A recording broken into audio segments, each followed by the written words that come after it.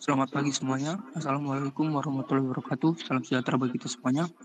Kami dari kelompok 2. Di sini kami akan mempresentasikan tentang keamanan dan privasi data dalam telekomunikasi, studi kasus Telkom STO Bambu Kuning, dengan dosen pengampu Muhammad Reza Khar Aziz, STMT PSG, dengan anggota kelompok 2, Muhammad Bahi Rafi, Prioni R. Manulang, Rabi Fadil Akbar, Indah Kurniasari, Pangintan Genenggolan, Christine Octavia Rianja, Muhammad Aurel Sauki, Stephen Yoga Mayel Simamora, Masda Syarif, Diva Jikri Rahardian, Novita Christine Sinaga, Erik Maulana Saputra, Salamun Hakim Kozar, Muhammad Asbi Al-Fikri, Muhammad Hakim Ma'arif, Sabaskin Tinan, Muhammad Afik Ahmad Sadakulo, Ivan Wunda Putra, Luis Agung Firmando, Ikadek Arda Arta, Imragos Rayhan, Tim Ibrahim, Fahmi Said Abdullah. Next. Dengan outline, yang pertama itu pendahuluan, kedua model sistem dan metode yang diusulkan, ketiga hasil dan diskusi, keempat kesimpulan, dan 5 penutup. Untuk yang pertama pendahuluan akan dilanjutkan oleh teman saya. Pada era digital ini, keamanan data menjadi perhatian utama, terutama dalam industri telekomunikasi yang terus berkembang pesat sampai saat ini. Penggunaan layanan telekomunikasi semakin bergantung pada teknologi jaringan yang kompleks. Pada sisi yang lain, ancaman terhadap keamanan data juga semakin meningkat. Salah satu ancaman utama dalam komunikasi digital adalah serangan man in the middle atau MITM, di mana penyerang menyusup di antara dua pihak yang berkomunikasi untuk mencuri dan mengubah data yang dikirimkan. Serangan MITM ini dapat terjadi dalam berbagai bentuk seperti penyerapan komunikasi VoIP, voice atau bisa disebut voice over IP, serangan pada jaringan Wi-Fi publik, atau eksploitasi kelemahan dalam protokol enkripsi yang digunakan oleh penyedia layanan atau biasanya provider. Dalam skenario ini, penggunaan seringkali tidak menyadari bahwa data mereka telah diakses oleh pihak yang tidak berwenang. Keamanan data memiliki peran penting dalam menjaga kepercayaan pelanggan.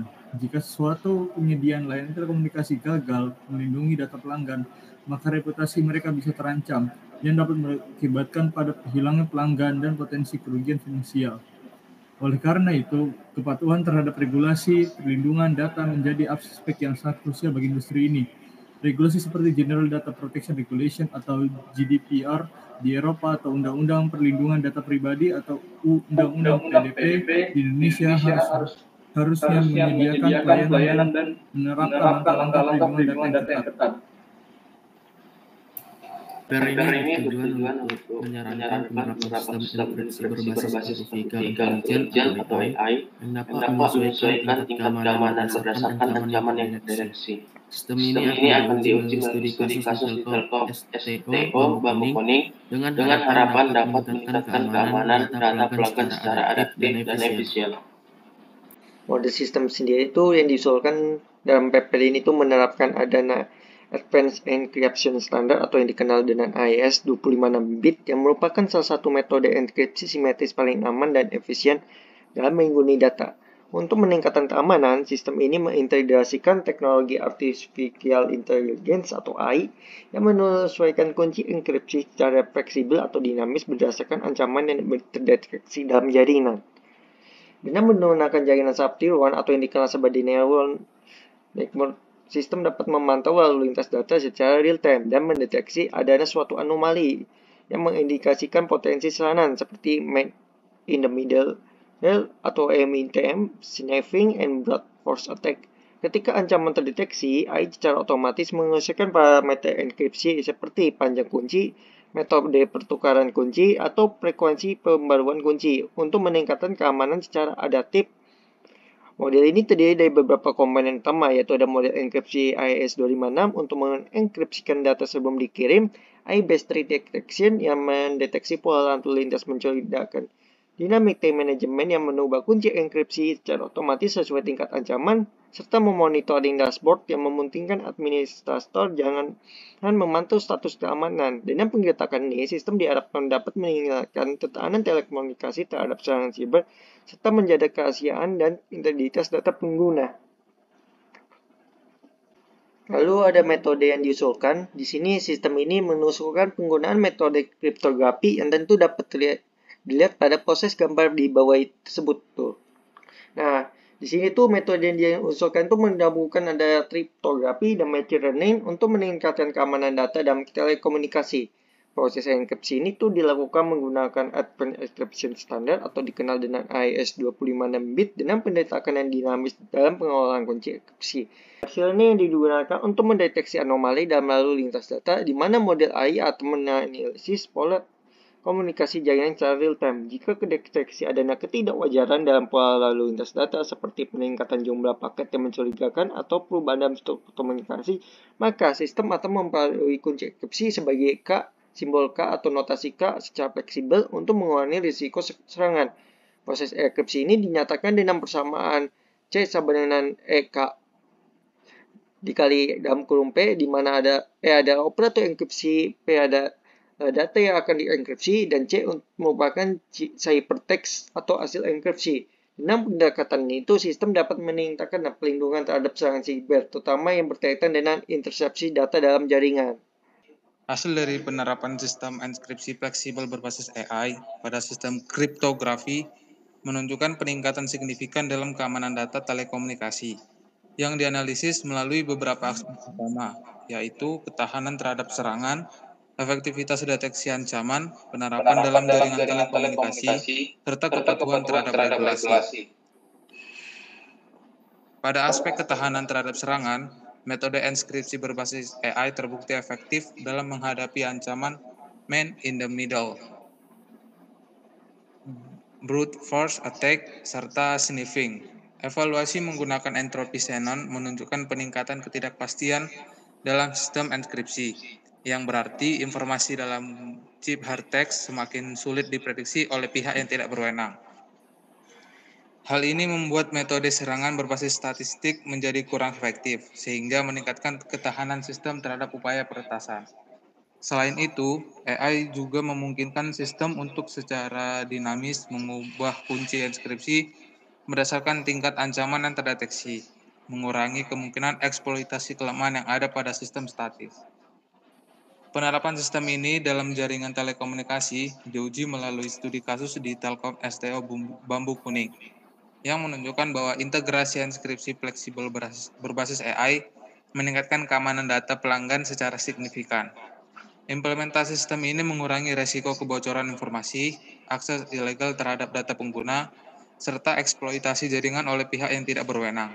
Selain itu, sistem ini juga mempermudah pemantauan aktivitas jaringan dan respon terhadap potensi serangan, yang sebelumnya membutuhkan intervensi manual dari administrator jaringan. Lalu yang selanjutnya itu ada efektivitas detektif ancaman. Dari segi efektivitas deteksi ancaman, penerapan machine learning dan syaraf tiruan atau neural network memungkinkan sistem untuk melakukan pemantauan lalu lintas data secara real time. Sistem ini menganalisis pola komunikasi jaringan, mendeteksi anomali dalam paket data, serta mengidentifikasi potensi serangan berdasarkan pola historis dan algoritma prediktif.